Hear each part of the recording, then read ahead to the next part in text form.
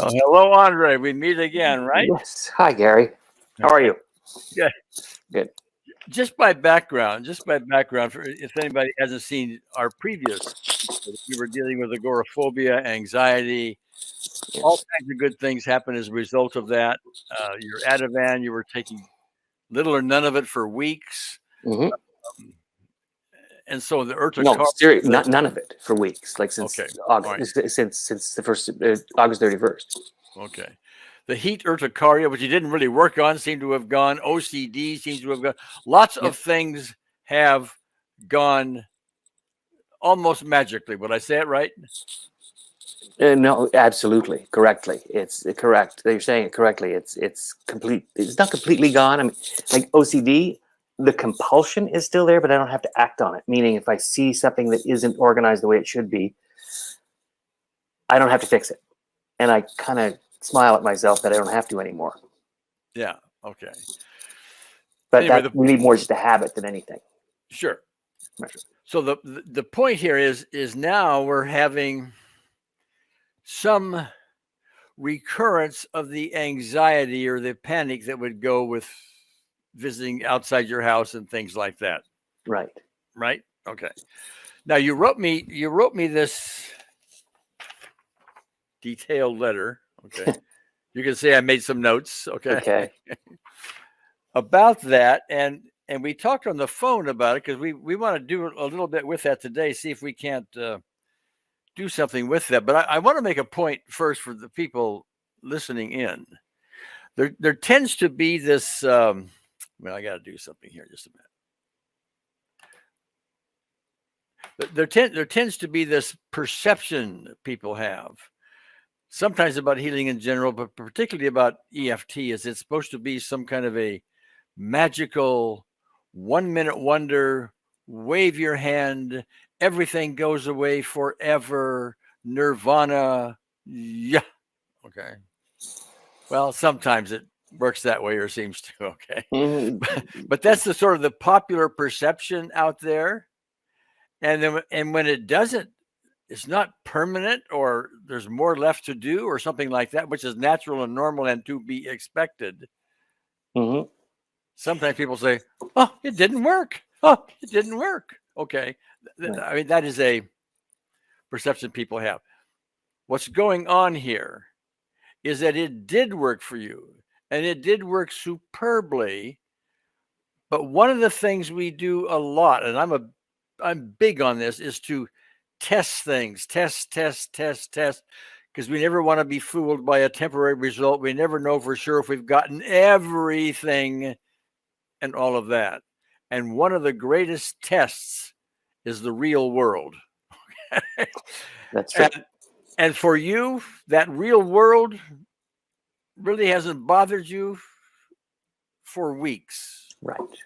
Recently, it has.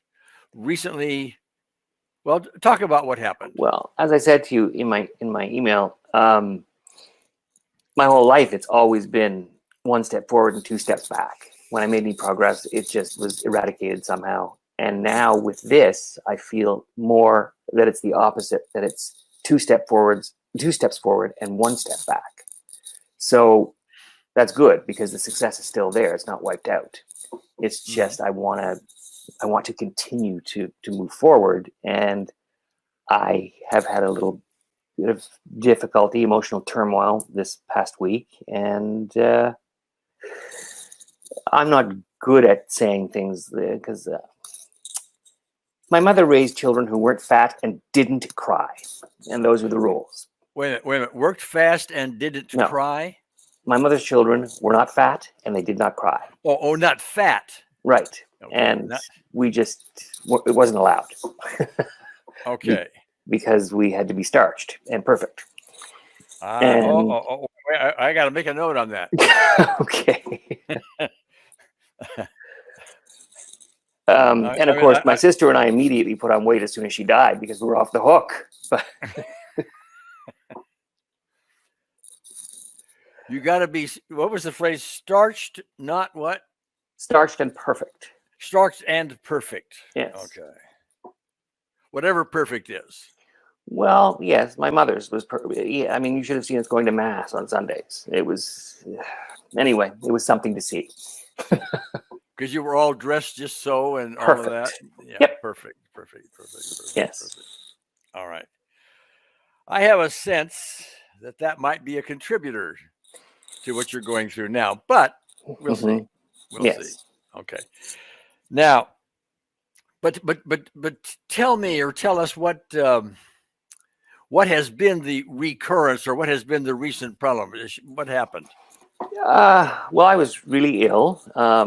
At the end of I had an organ transplant in December, and you had an organ transplant. Yes, a liver transplant. Yes, okay. I did. In last December, which is now almost a year ago. Almost. Yeah. And it was an easier recovery than most, I'm told, but it was still difficult. It was a difficult road, and it was a lot of adjustment. And I've always been very fortunate that I've had a lot of friends, and they just weren't, except for a very few, 5 or 6. There was no one really that interested. And there are those who can't be around me because I'm a reassembled science experiment. They're just too, they find it I'm too strange now.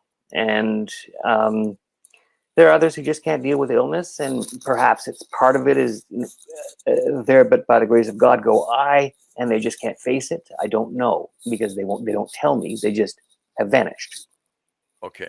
What you're telling me now, Andre, I think is one of the things we'll get into having to do with the cause of what's going on. Let me restate my question. What have been the symptoms that you have been experiencing here recently?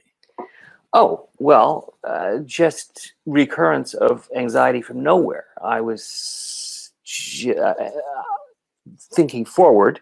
I was sitting downstairs earlier in the week, and on Wednesday or Thursday, and I was going to make an appointment for a haircut, and my heart started to pound, and I thought, okay, what is happening here? And then I started to get anxiety about being in that chair, being under the cape, not being able to move, not being able to say, okay, I got to go, because he's only half done. And I didn't make the appointment because there was no way I was going to be able to do it. Oh, okay. You have since made the appointment. You don't know if you're going to make Yes. it or not. Well, we'll see. It's tomorrow. So Okay. we'll see. But at the moment, anxiety for it, or 2, 3, 4. 4. Okay, 4. Sure. All right. So it's a tangible thing, and when you get closer to it, it might be 5, 6, and right. Who knows? Okay. All right. But you were also, in the email you sent me, I think you started off with, you had a dream. There was dreams you were having, nightmarish type things where you were panicking and. Yeah, I haven't had those in I don't know how long, where I woke up anxious. Probably since we started. These are the things that I don't have anymore, so I don't remember that I had them until they happen again. And this particular dream was one where I was. My partner had to go to a party across the river in Quebec, and that's about 20 miles, so not particularly far, but far for me. And for some reason I didn't. Whoa. You're panicking now? No, I'm just thinking about that. I don't like how I've regressed to where I was in the dream, because I felt helpless because he was leaving and I didn't want to go, but being alone was worse than making the trip. So I went, but before I went, I took a fistful of Ativan. In the dream, you don't do milligrams, you do fistfuls, and 3 shots of vodka, which I have done in the past a lot to quell anxiety, and I don't anymore, and I haven't since. And I remember in the dream, I was very disappointed in myself, but it was the only way I knew how to survive in that instance. And we got to the party, and there were people parked in behind us, and we couldn't leave. And I was stuck there, and I couldn't get home, and no one would listen to me. And my partner kept disappearing, and I couldn't find him. And then I woke up, and my chest was in knots. It was awful. Okay. Wow. I As you, haven't said as it out you loud. okay, as you say it now, Andre, does your chest get tight? No, a little bit. Two. Okay. Three maybe, yes. All right. Now, in the dream, but I was picking up on what you were saying in the dream. Mhm. And part of that dream was you couldn't find your partner. Your partner was going to go without you. Mhm. Okay. Now, I mean, that was some the things you said in there. Yes. And this was contributing to the panic kind of thing. All right. Now, I'm going to give that for the moment the general label of abandonment. Does that ring with you? Absolutely. Oh, Yes. okay. That's not a phrase I remember you and I talking about previously, did we? I had abandonment issues, I think. I mean, my dad died when I was 3, and I'm told that I would have felt abandoned, but I don't remember it. No, I mean when you and I were working before, I don't remember abandonment being a upfront term. Not really, but it's always been there in the background. All right. That So, there's a lot of things I didn't tell you at the outset because I was afraid you'd say, "Oh, this guy's way too damaged, and I can't help him." That's what I was afraid of. And so, well, Andre, listen, we are all way too damaged. Okay, right. that includes me. All right. Okay, well, if you say so. But I just didn't want to, if I gave you a laundry list of everything that was wrong, I thought there's just no way that this is. So I told you the things that were most important at that time, and the other things that just fell away as a result are remarkable. Okay. Remarkable. Well, all right. Now, let me go on with the abandonment thing for the Okay. moment. Yeah. All right. You have to pull me back because I tend to go on tangents. That's all right. Okay. That's all right. So we have abandonment issues in the dream. All right. Okay. I'm also remembering not only in your letter to me, but I think in our previous conversation that you have friends that when you were going through your alcoholic phases and the liver transplant and you needed support, people you had supported yourself in their issues in time, they weren't there for you. I'm hearing abandonment. Yes. And they knew. Okay. I know they knew because I know they were told about how sick I was. All right. But we're always working on your response to things, not what somebody else did or didn't do. It's your response to it. That's a really important issue. But isn't everything always everyone else's fault? Well, we would like to think that, wouldn't we? Of course. And then, now this might seem like a reach to you, and maybe it is. But let me explore it anyway. I'm hearing a father who died early. That's a form of abandonment. Yes. Okay. I'm also hearing your mother and you having to be starched and perfect. All right. And you are not fat and you don't cry. That's correct. To me, while that doesn't immediately say abandonment, in one sense, it's saying you better do this or I won't love you, and that's a form of abandonment. Oh, yes. How did I do? Absolutely correct. There was always. It was never said, but there was the silent treatment. You knew you were in trouble, and my mother had a look on her face that you knew you were in trouble, and it was. I mean, it wasn't a loveless household. It was, she did love us, but there was compliance that was required. Well, yeah, but what's important now isn't that compliance was required. What it isn't that you had to be starched and perfect. It's your response to that. And I think what I want to get, I think what I'm hearing, and you may never even thought of this before, and maybe it's accurate, maybe not. So you got to feed back to me. Okay. Here's a mother who is loving in her own way and so on. Yes. But you've got to be starched perfect, not fat, and never cry. Okay. Mm-hmm. I'm imagining young Andre saying, I've got to do all of this, which is a big thing to have to do, or I won't be loved. I won't deserve love, or I'm not lovable. There's a lot of that. Okay. Mm-hmm. The friends who did not support you during your illness, abandon you, they weren't loving you as you would like to have them do. Except in this case, I believed I was not owed it. No one owes anyone anything.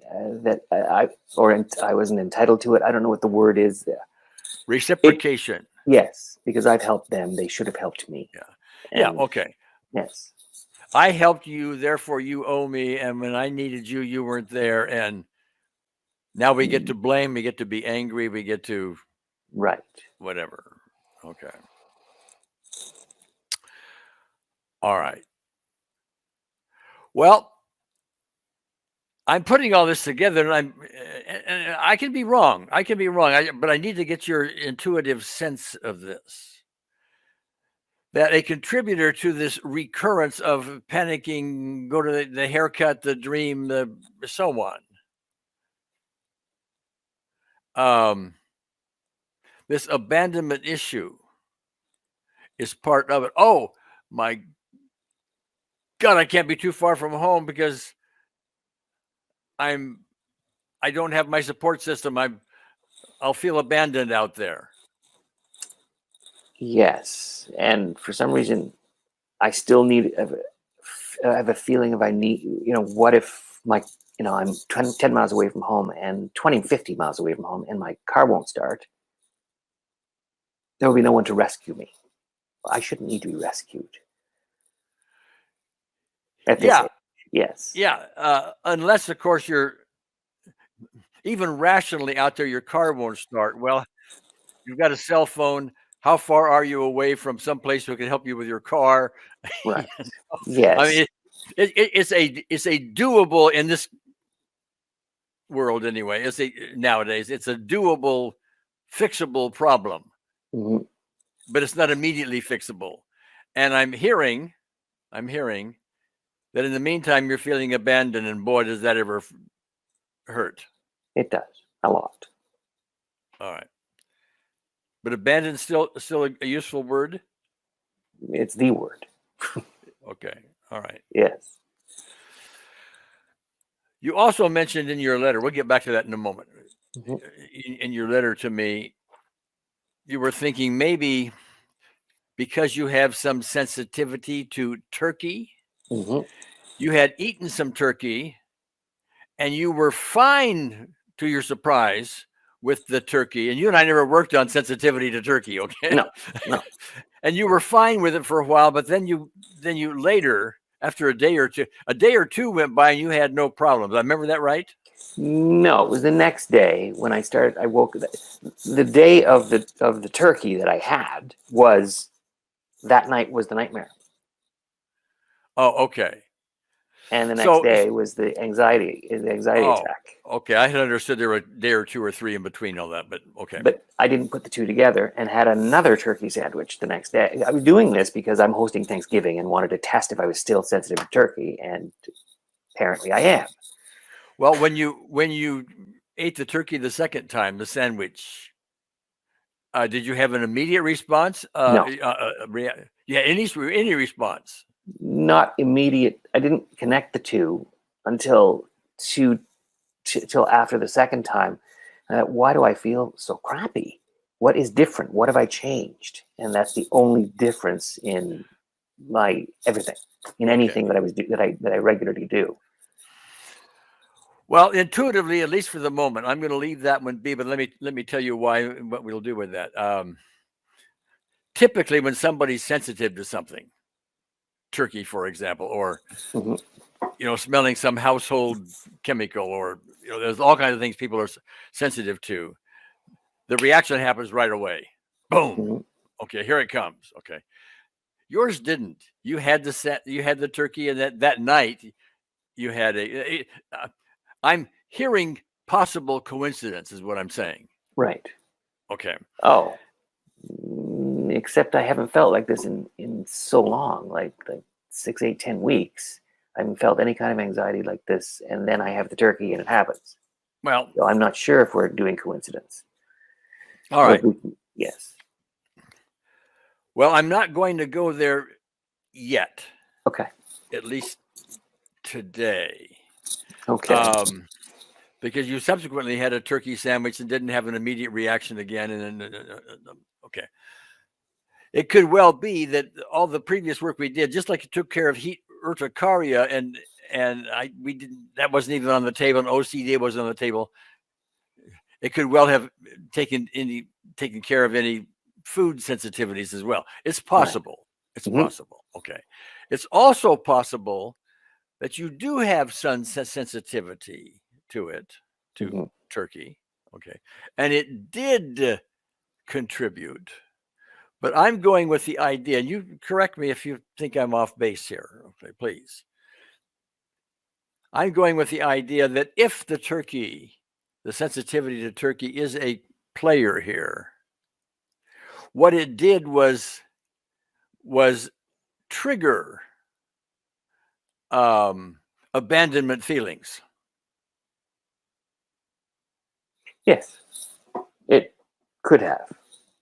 It created some imbalance in the system, and then some undone stuff that's still kicking around, like abandonment, which we did not address directly in our previous work. That makes perfect sense. Now shows up. Well, we're guessing in a way. We're guessing in a way because we have to go through all of this and see where we come out at the end and all of that. We go through all this and it still doesn't seem to do much. Well, maybe it's a turkey. Okay. Right. So we can address that at the time. But for the moment, given the time we have and so on, we'll leave the turkey on the table. How's that? Okay. Okay. So the dream you had.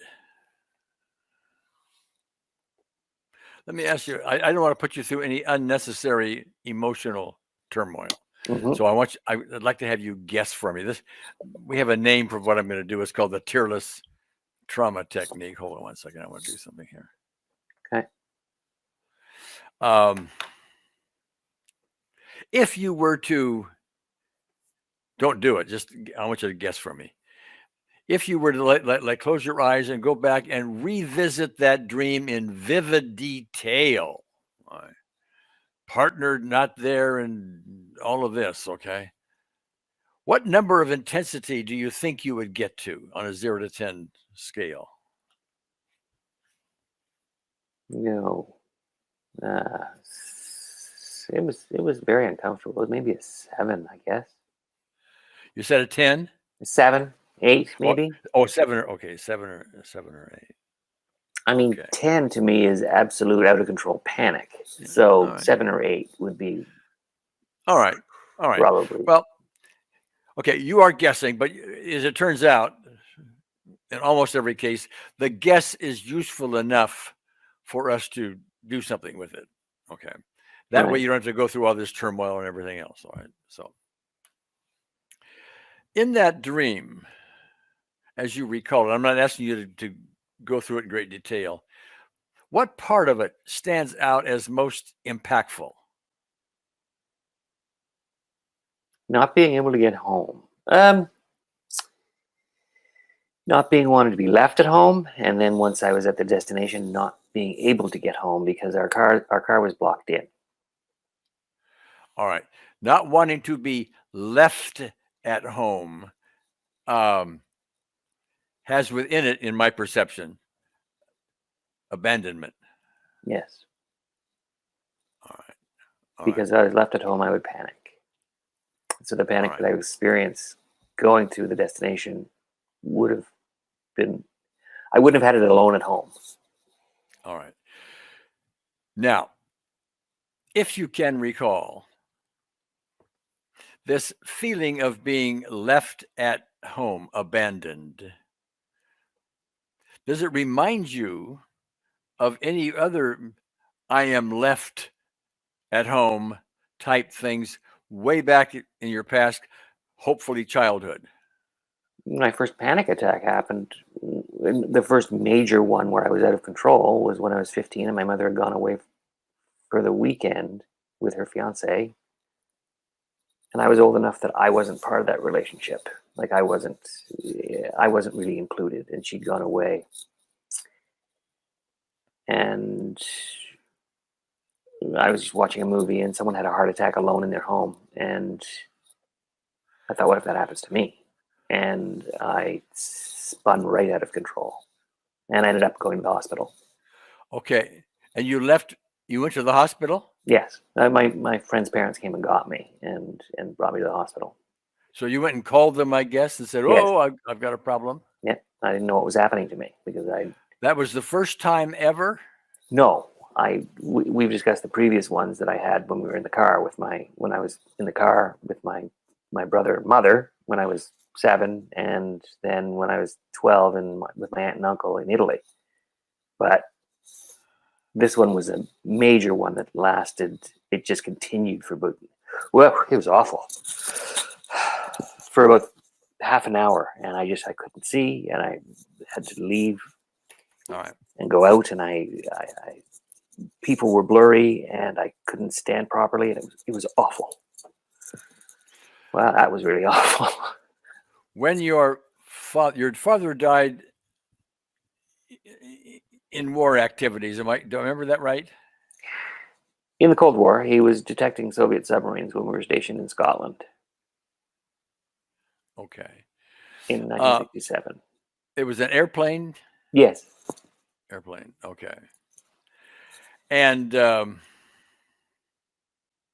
you remember being told about that? Do you remember? What I'm looking for is a feeling of abandonment at about that time.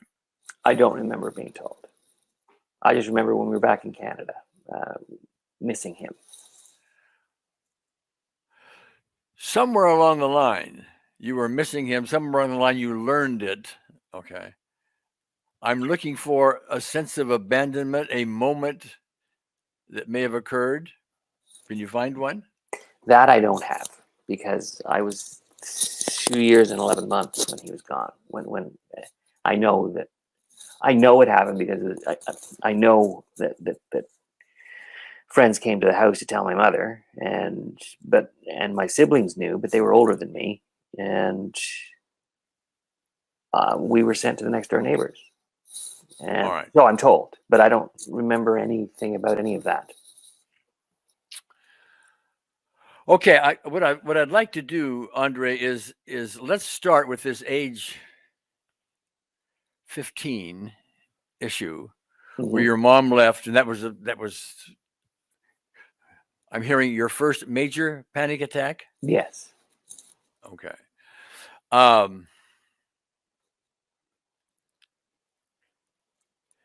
And if you were to vividly imagine that one, guess for me again, would you get to a 10, some other number?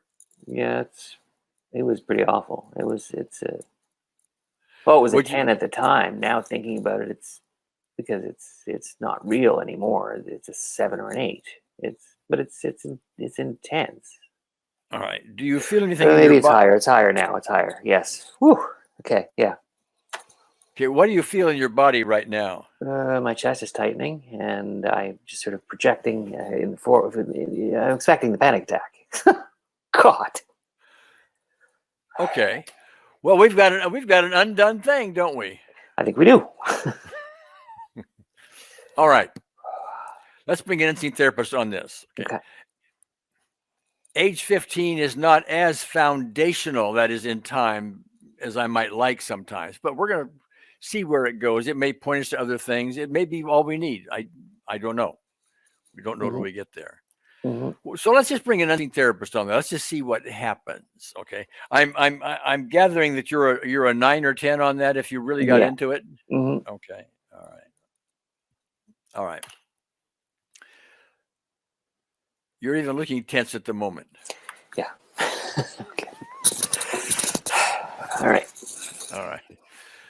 So if you would, just close your eyes. Close your eyes. Take a nice, deep, relaxing breath. And just recall a loving moment. Nod your head whenever you're there.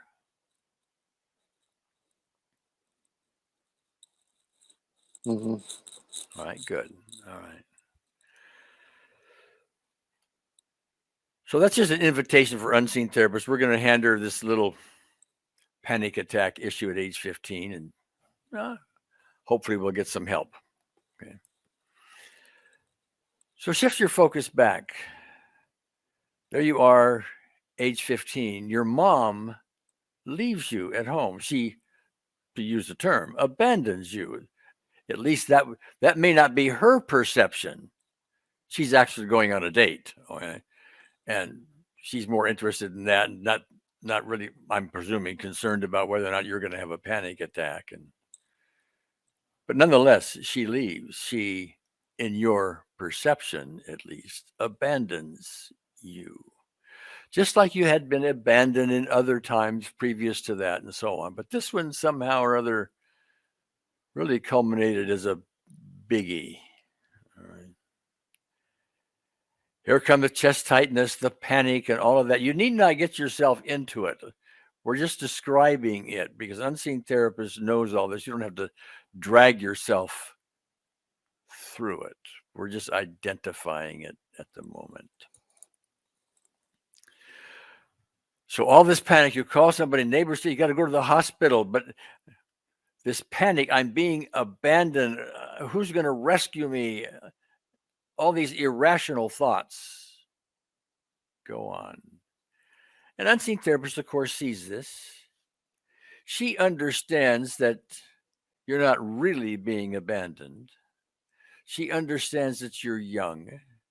She understands you don't yet have the maturity to understand all that's going on, and you're bouncing off of past unresolved stuff, and it's quite natural, given your circumstances, that all this would occur. All right. So as we've done before, we're going to represent this as in metaphorically, this panic feeling. I'm being abandoned as an unwanted vibration around your heart. Ta-ta, ta-ta, ta-ta, like that. Unseen therapist sees it. In your imagination now, she's, in her understanding way, sends a gentle breeze towards you. It enters your system, your body.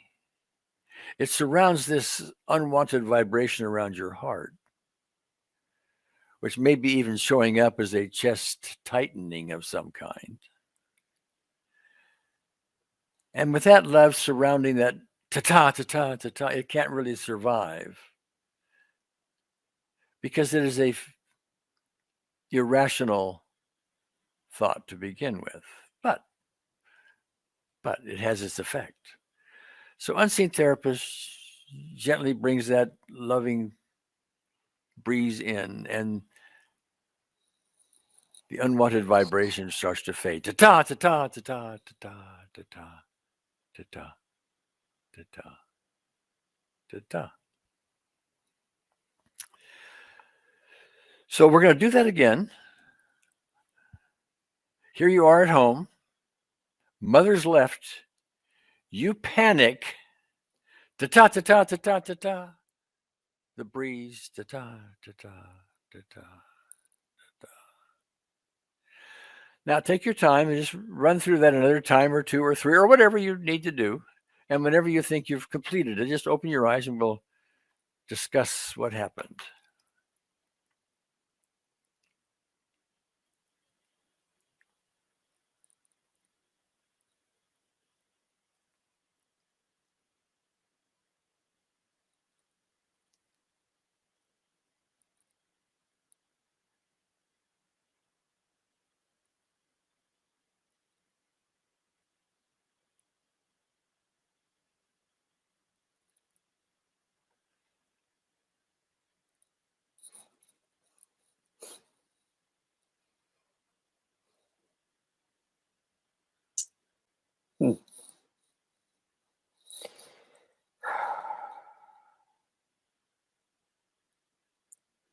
I was a child. And she just picked me up and held me in her arms. Dancing therapist.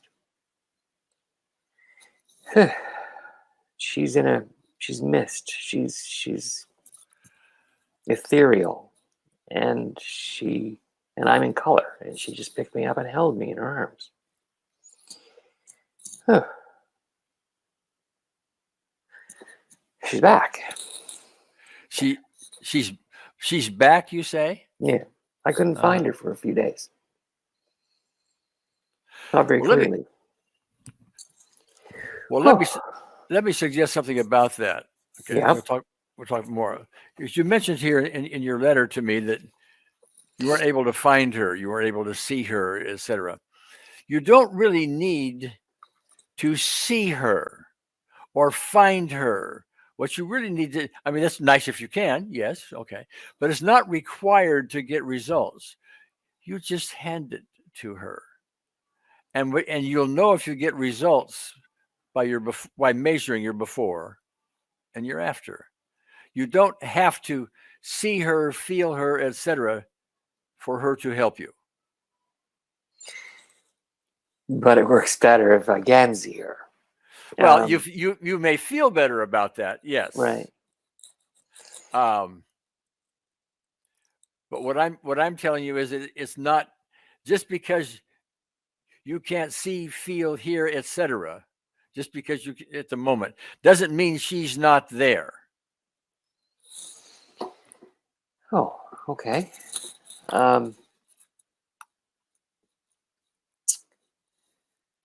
Okay. Let's just leave that be for the moment. I'll just sow that seed. I'll sow that seed with you. Mm-hmm. But do you think anything happened here? Did you feel better about it? I mean, what went on in I that? feel better. I still have tightness in my chest, but it's less. That's mainly where anxiety resides in me. Well, no, not mainly, but in these past. It's a physical symptom. Yes, it is. Okay.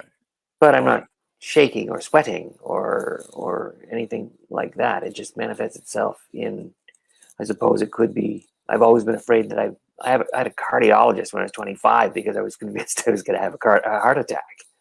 Yeah. Okay. All right. Well, okay. What I want to do a little testing now. Now, if you get uncomfortable, just stop. I'm going to ask you to do something, but if you get uncomfortable, just stop. Okay. Sure. Because we don't want to drag you through something unnecessarily. If you do get uncomfortable, that means we got more to do. All right.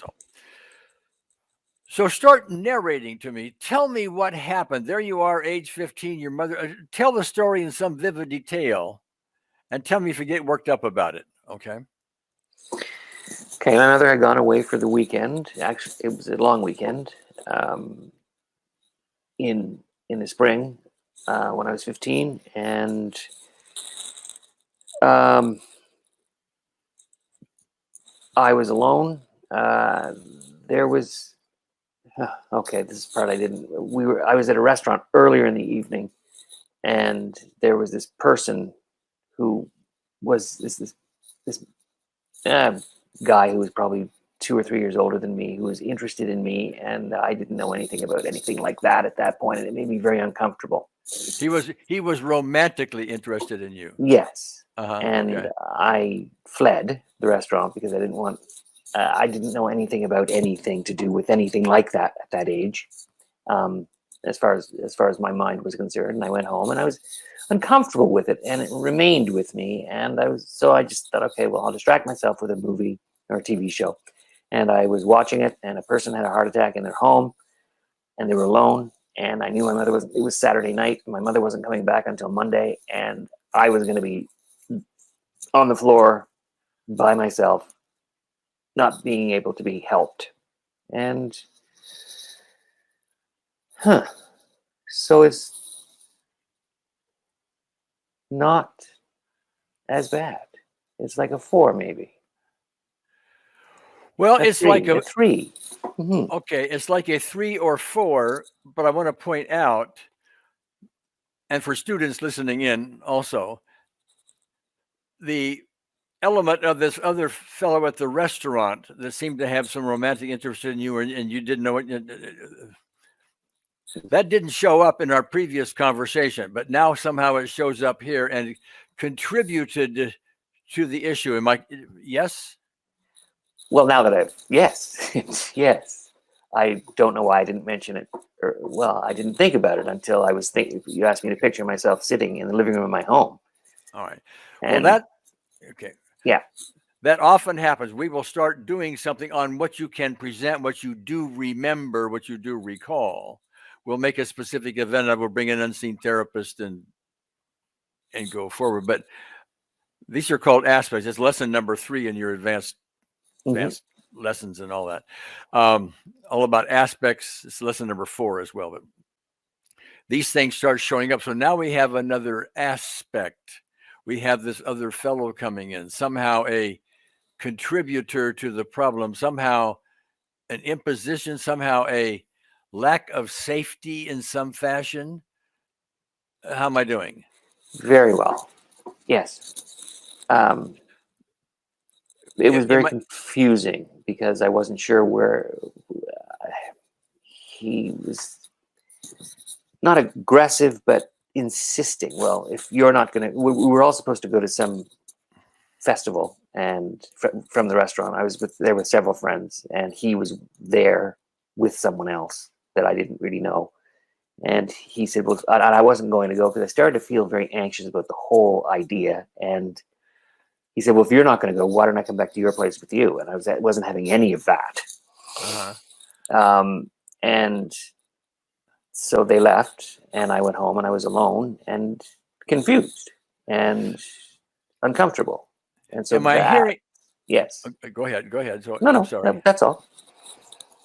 Am I hearing in there, and this is my speculation, so shoot me down if it's wrong, okay? That somewhere in there, you're alone at home, in the back of your mind, maybe this fellow's going to show up? No.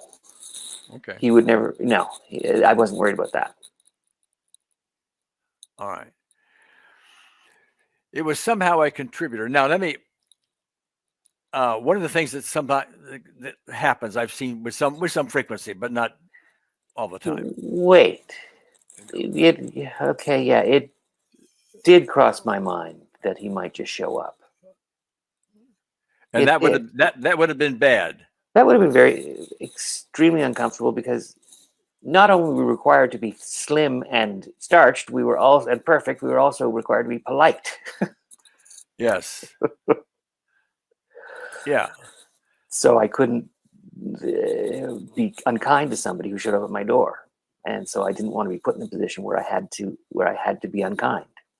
All right. So we have a potential contributor to this that wasn't on the table to begin with.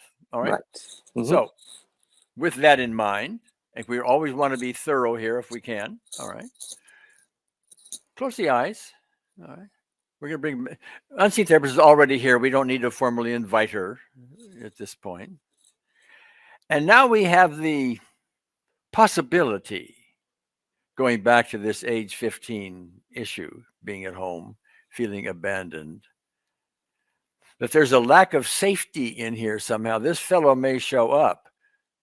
And other things might happen as well if you're all alone, but this fellow might show up. He's older than you, you know. You got to be polite. Okay. And nobody is there to help you. You have been abandoned in this sense. Now we'll use a little different metaphor this time. We'll use the metaphor of a throbbing red ball. Let that throbbing red ball float in front of you, the size of a basketball, maybe. And it represents the threat of not only this other fellow, but anything else that may have occurred or might occur in your imagination while you're home alone, abandoned with no one to help you. And so your emotional response to all this abandonment, who's going to help me, the fear and all of that, the basketball, the throbbing red basketball goes boom, boom, boom, boom, like that. Unseen therapist brings her breeze in, and there it is in front of you, and you can just see it. And as she brings in her loving understanding about this with a breeze and all of that. Now, actually, she hovers over it. She hovers over the ball and drops some gentle, loving, not water, but love rain over it. Comes over the ball, the boom, boom begins to go boom, boom, boom. Fades into nothingness. The color turns from red, to pink, to flesh color, to nothingness. The size becomes a basketball, baseball, marble, BB, nothing. So go ahead and repeat that process in your mind, a time or two or three or whatever it takes. Just take your time. I don't need to. It's already gone. Oh, okay. It just went from red to pink to white to nothing to black to the dot you used to get in the middle of the television. Yeah. And then it vanished. All right. Wow. Well, okay. I think I'm hearing what appears to be success. Yes. Yes. And my chest is my chest is a 1.5. Listen, not quite a 1, not quite a 2. You're speaking to an engineer. Why isn't it 1.6? Come on, be a little more accurate. Okay. Can't you be more polite? Can't you do it right? Well, exactly. Thank you, mother. Well, okay, but again, we want to test. So let's do it. I want to do it a little differently this time. Instead of you telling me the story for now, instead, close your eyes, run through that whole thing as vividly as you can. Imagine it. Imagine the fellow showing up or your fear of the fellow showing up and mother's gone and panic and try to get yourself upset and tell me what happens.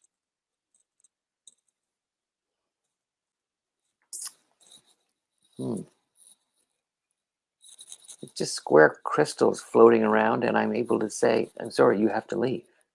And I'm fine with that. I don't feel guilty. I don't feel bad. I can see that he's disappointed. Too bad.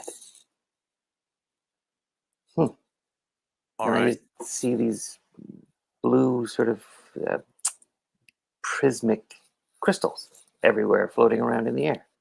That is so cool.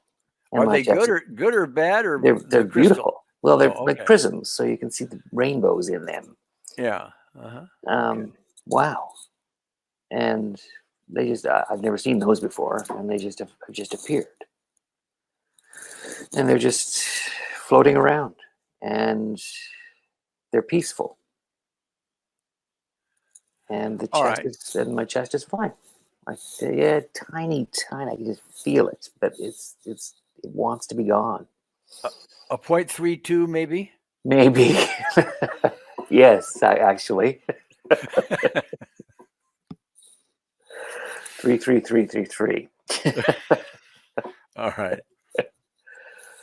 I still want to test. I want to test some more. Okay. Because what we're doing here is we're trying to be thorough. Yes. And we're looking for what's not done yet. Okay. Now, I'm going to go back to the earlier part of our conversation.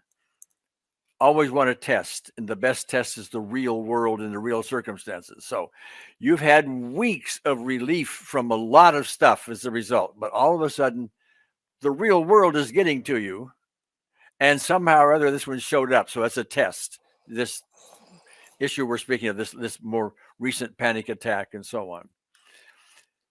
So those are tests. You're always testing, always testing. I am always suspicious because I'm always looking for what's not done yet. Just a way of being thorough. Okay. Mm-hmm. So that's what we're going to do now with this. So I'm going to give you some instructions, if you will. Mm-hmm. And that is for you now to tell me the story of what happened. There I am alone. But tell it to me in a vividly graphic way. There I am home alone. My mom is gone on a date with her fiance, and I'm here, and somebody may knock on my door, and nobody's going to do it that way. Okay. You're literally trying to get yourself worked up about this. That's what we're trying to do. Okay. All right. I was out for dinner beforehand, and with a group of friends that I was close to. I was in high school, and there was someone who didn't go to my high school who was there, and I didn't really know him, but he was gay, and I was not, and he was interested, and they were all going to this music festival, and I wasn't interested, and what did he say? Can you remember the words? Yeah. You and me, Andre, you and me, or yeah. what? You know. He said, "Well, if you're not going to go, then I'll come with you to your house." And I said, "No, that's fine. You go." And how did you feel at that moment? Uncomfortable, but because it was, I didn't know what I was then, and because I was 15, and I certainly wasn't going to. But everyone knew with this person that he was gay, and my mother always said, "Show me who your friends are, and I'll show you what you are." And so I wasn't going to allow anyone to think anything about anything that I wasn't even sure about yet. And so it was very uncomfortable. And your reputation was on the line. Absolutely. And people were going to reject you, maybe. Oh, of course. That was the 1980s. That was not normal yet. And this guy wants my body? Yep. Okay. Well, see, I'm trying to put all the emphasis in. Okay. Yes. Yeah, I was rather indignant about it, actually, because I didn't know anything. I was too young to know anything. And so I went home, and I was in the living room watching television, and I can see, I can see being in the room and being very comfortable, because it was very comfortable. And then turning on this TV show, and this person had a heart attack in her home. And I thought, what about me? And what if that happens to me and I'll be alone and my mom isn't coming home until Monday? What am I going to do? All right, let me stop you right there. There's nothing. There's nothing. Nothing. All right, but let's go back over it again. Yeah. Okay. There you are. You're watching it. Is it one of these medical shows or something? Or actually, yes. Okay. I remember the episode. It was called. It was. Well, earlier I said it was a movie, but no, it was a show. It was called Trapper John. Oh, and okay. It was a medical drama set in Los Angeles. Okay, and so the fellow who had the fellow had a heart attack, or a woman? Oh, it's a woman. Yes. A woman had a heart attack. Mm-hmm. Let's get down to the specifics of that, if you can recall it. Was she lying in a hospital bed? Was she walking around her kitchen, or what? It happened in her apartment, and she was alone. Oh, in her apartment, and she was alone. Okay. Yes. Like you. Yes. She was. Yes, exactly like me, because I identified. What if that could happen to me? And of course, healthy 15-year-olds don't have heart attacks, but it doesn't matter when you start having a panic attack. Yes. You're not logical. Yes. And so I was going to be lying on the floor until Monday, when my mother came home to rescue. Yes, to rescue me. And so I called my friend's parents, because one of the friends, she was at the music festival and I wasn't there, and I knew that her parents were at home, and so I phoned them, and they came and got me, and they brought me to the hospital. Yeah, but let's get back. When you were on the phone with them, what did you say? Come help me! Come help me! Come! I don't know what's. No, I pretended I was asking for my friend, and they said, "Well, no, she's out. I thought she was with you." And I said, "Okay." And they said, "Are you all right?" And I thought, well, "There's my entrance." And so I said, "I don't know what's happening to me, and I'm just I can't catch my breath, and my heart is pounding, and I don't know what to do." And I had already left the house by this point. This is when I got back, I decided to phone them, but I'd already gone to the store to get anything to be in contact with people. And someone I passed on the street taunted me, called me a faggot, and that, oh my, perhaps that's relevant. All right, you just got a little spike. Yes. Well, no, just maybe it's relevant that someone taunted me on the way to the store to get whatever I was going to get. I don't remember. I just had to be out of the house. And oh yes, I picked up a newspaper, and I thought that would distract me. I'll get a newspaper and I'll come home and I'll be fine. And I wasn't. And when I got through the door, I saw the house before me empty, and I thought, oh, I'm not going to make it.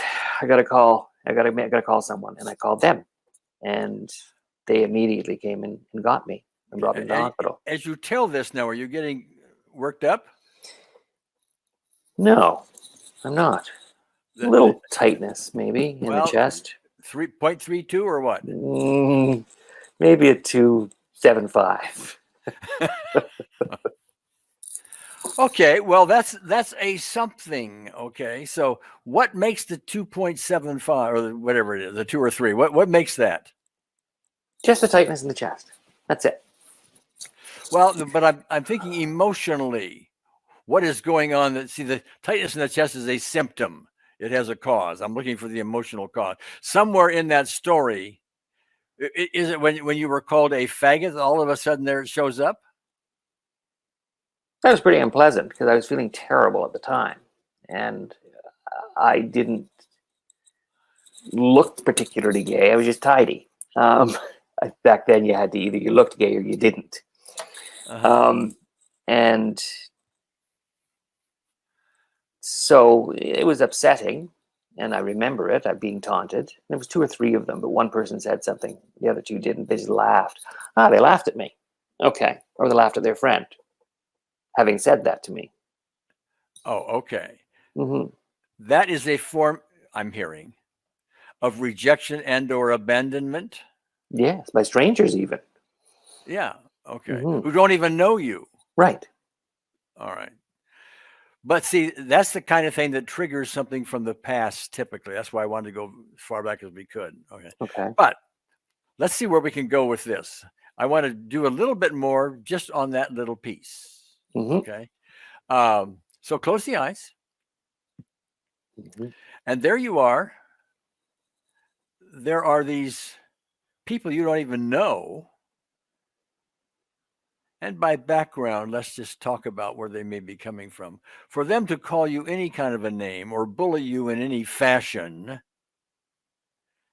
that has a cause in and of itself. And the typical cause for that is they need to elevate themselves at somebody else's expense. They need to call somebody a name. You're a dwarf. You're a faggot. You're a freak. You're a whatever. Okay. When such people with unrest have that unrest, they need to elevate themselves, so they downplay somebody else in this way. That's not to excuse the behavior. That's to understand the behavior. It has nothing to do with you. Tidy, maybe, or whatever. That's their perception or something. Okay. But it's really their issue. But Unseen Therapist understands that your response to that issue is, I'm being rejected, a form of abandonment yet again. And give me the words if you recall that. Was it, hey, faggot, or you faggot, or what? Okay, what were the words? Oh, they're even more vivid now. It was a girl, and she said, as I walked by, she said, "Don't forget choir practice, gay boy." Faggot. Okay. Bitch. Sorry. Well, let's not be human now, okay? Okay. So but she doesn't know you from a load of snow. Am I correct? Correct. All right. So academically, we could say, well, that's her issue. Okay, yeah, but we still want to get to your response. We want to get to your response. So keep the eyes closed if you would. Mm-hmm. So here it comes. It stings a little bit. It's a reminder of some other kind of rejections or abandonment from the past. And so here we go. Unseen therapist comes in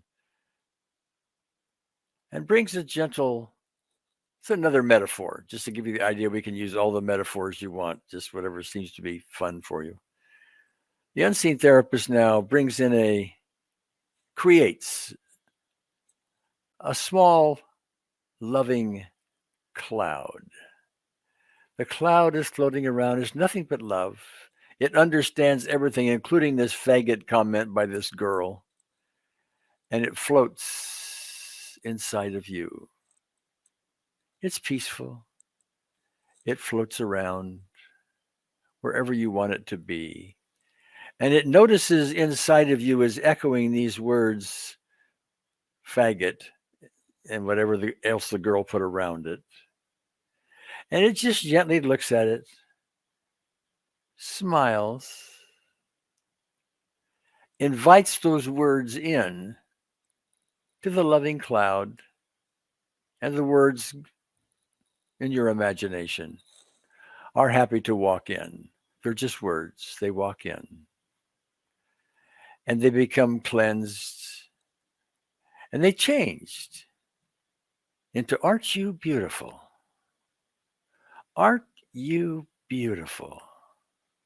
This girl doesn't see that. She's trying to see her own stuff. But aren't you beautiful? Spend a little time with that. And whenever you're done, just let me know. Open your eyes and let me know.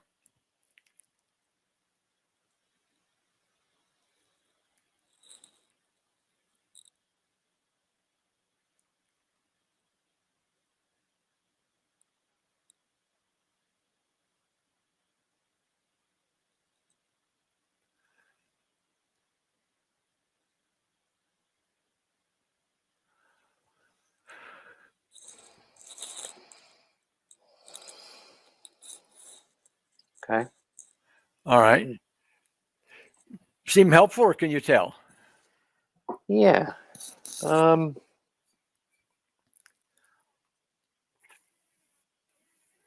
Yeah. The tightness is perhaps I have to re-gauge it because it was probably a 4 when I said it was a 2.75 because now it's a 0.75. Oh, okay. So there's sure still yes. There's still something left. I'm going to do one more. I'm going to aim at the symptom, and then we're going to Okay. see what happens. Okay, so close the eyes. Mm-hmm. Unseen therapist now sees the tightness in your chest. And let's imagine it, that tightness, as being a series of small knots that need to be untied. And there they are, these little knots. Unseen therapist comes in, and with her very loving fingers, and take your time, whatever you want to do, she unties the knots. Unties this one. Unties that one. And so on. Let me know whenever you're done.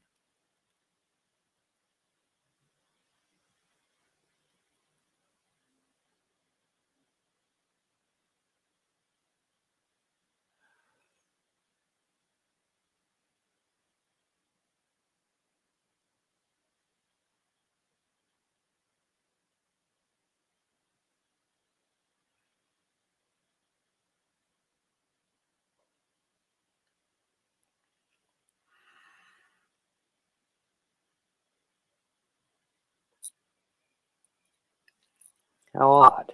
I mean, they're all untied, and they're they kind of look like a horse's tail. has been brushed. Except there were a couple after she had untied the ones that, as I looked down, further down, there was another knot, and then it got untied, and then now they're all untied. That is so friggin' cool. I have another test for you. Okay. Okay. All right. Close your eyes and run this entire age 15, I'm at home, mother's gone, faggot thing, gay guy at the restaurant, the whole thing. Run the whole thing in your mind in vivid terms. You were a 9 or 10 with the chest tightening. Run it through, look for what might be left, and tell me what you come up with.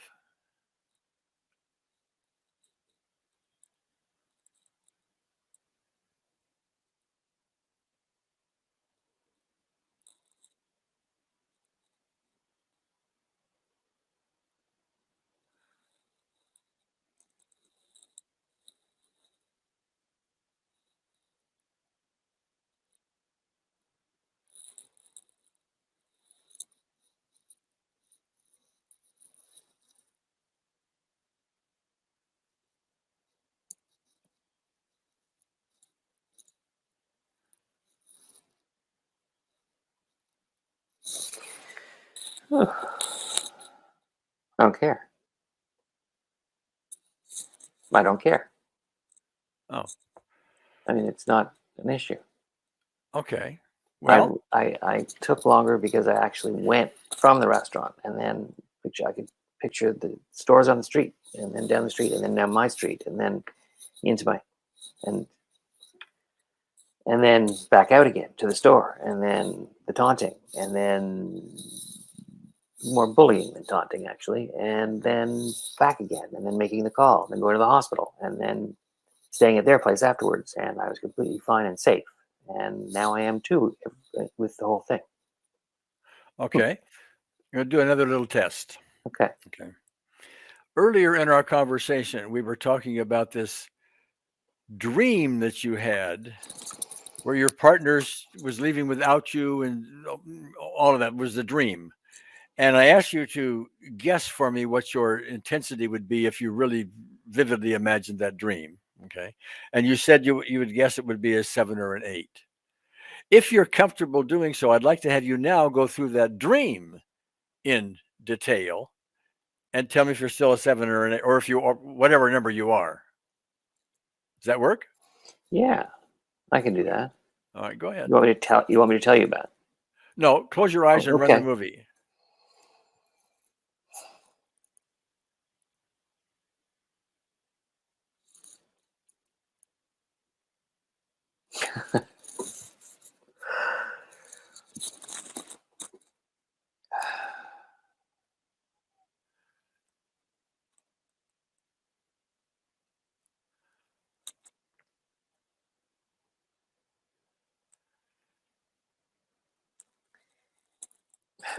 Well, okay, everything is okay.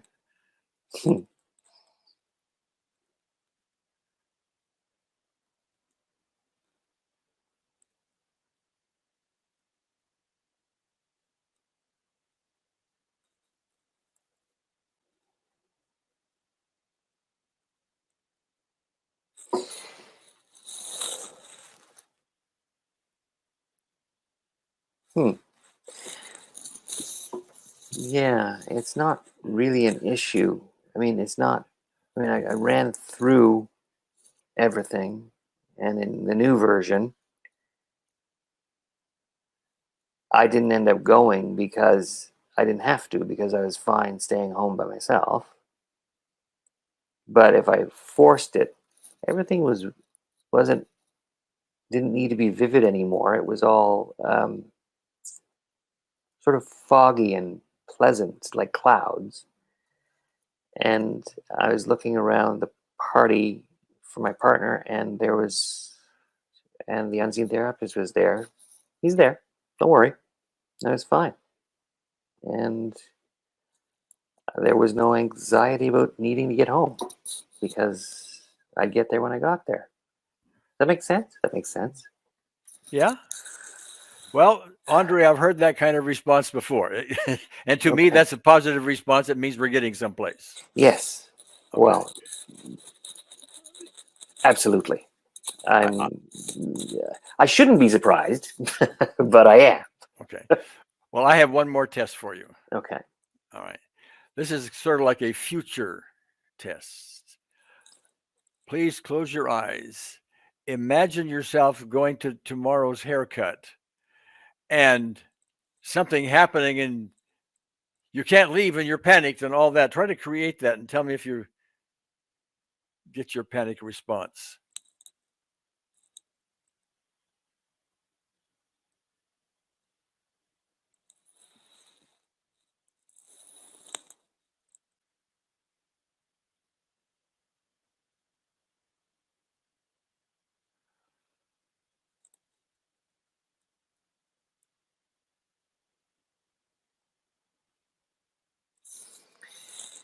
It's not as bad. But I'm a little uncomfortable. I'm a 4 on that, I think. What makes you uncomfortable? What part of it? Being there and not being able to leave. I mean, you can't leave halfway through a haircut. You can't instruct them, okay, well, just cut it evenly and keep cutting it evenly so I can leave at any time. You can't say that. So they cut one side and I can't leave then. Yeah. So, I mean, I know the whole the whole process behind this is not to put yourself in situations where you have to flee because and not to have to feel the absolute panic because you walk into it not prepared not to have it, right? Well, With it already gone. What we're really looking for is your response to all of that, and what you're telling me is something is unresolved still because it's kicking up about the mere thought of being in that chair and can't leave. Right. Did I say it right? Yes. Okay. What does that can't leave remind you of from your past? Anything come up? Oh, the first thing that my brother locking me in the dryer in 1969. I remember that. As you say that now, do you get any intensity? No, he was just an unpleasant person. Well, I remember you mentioning that before. I'm not sure we worked on that, but no, we didn't. But that was a time where I was trapped and I could see out through the window and of the dryer and no one could hear me. It might have been a washer. I don't know. It was an extra appliance that was in our laundry room that wasn't used because I don't know why it wasn't used because the house that we moved into had its own appliances. And I don't remember much I just remember being locked in there and I don't know how long I was, or I'm pretty sure my brother did it to me. I mean, I got into it because it was like a spaceship with a window. And I remember screaming to get out and I couldn't. Are you getting tense while you say that? Remember screaming, getting out and couldn't? No, not anymore. Okay. Well, let's do one little piece on this. Okay. All sure. Right. So close the eyes. Unseen Therapist is already here. Mm-hmm. And let's move forward into the possibility of the haircut tomorrow. Okay. And getting partway through it and wanting to leave and getting I can't leave.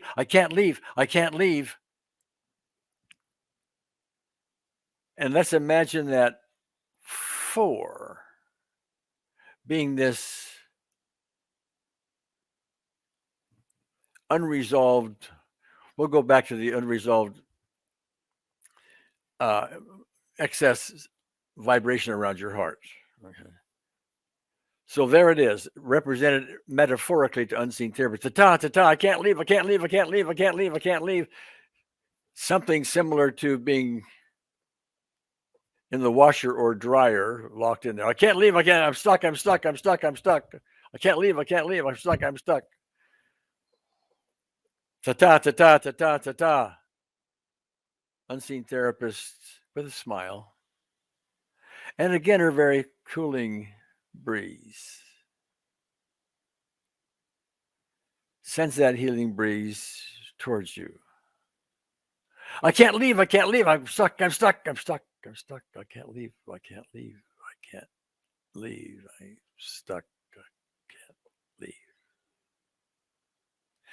And run that a time or two or three or whatever is useful for you. And open your eyes whenever you're done.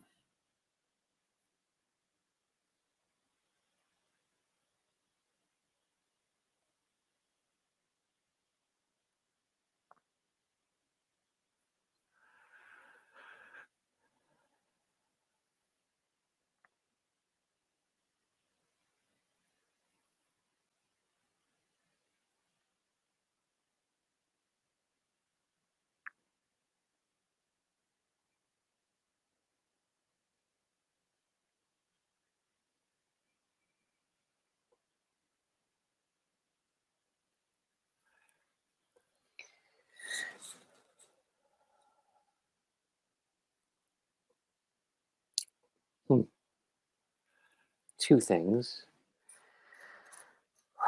So it's like a one, but an interesting physical thing happened, which never happens to me. Something got stimulated and I started over salivating. Okay. I don't know what that means or what that could mean, but I don't know why that would happen because it doesn't happen before. But I just realized that I had to be swallowing, and so something got stimulated somewhere. Okay, well, that's a great clue, not for this session, but for some other session. It's just one of those. See, the physical symptoms that show they have a cause. Okay. Mm-hmm. That may or may not be related to where we wanted to go today. What we wanted to do today was to get a really good start on what seemed to be left over from all the other, your term, remarkable work that we did. Okay. Well, it's nothing short of remarkable.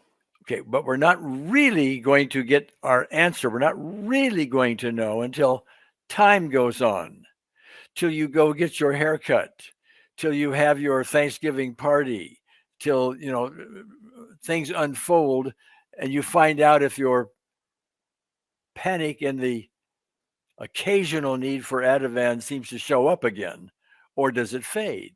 Okay.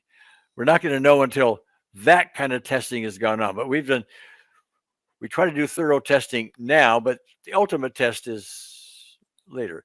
But the purpose here was to get a good start on that. Absolutely. And yes. I think we did that. I think so too. Okay. All right.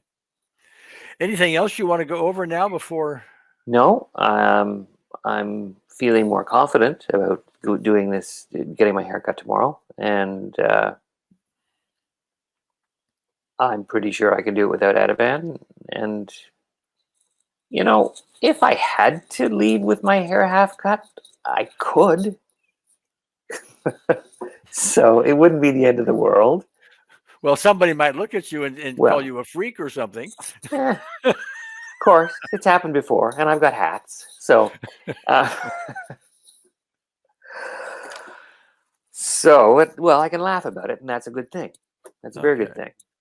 All right. So I'm way further ahead than I was when we started. So thank you very much. All right. Okay. Well, let's just call this a good start then, and I hope those who listen in, have learned something valuable from. I also want to point out to those listening in, there's some essential links that are below this video. For advanced training, if you want it, they're for my free ebook and my newsletter and things. That's free support and so on. So I urge you to go there.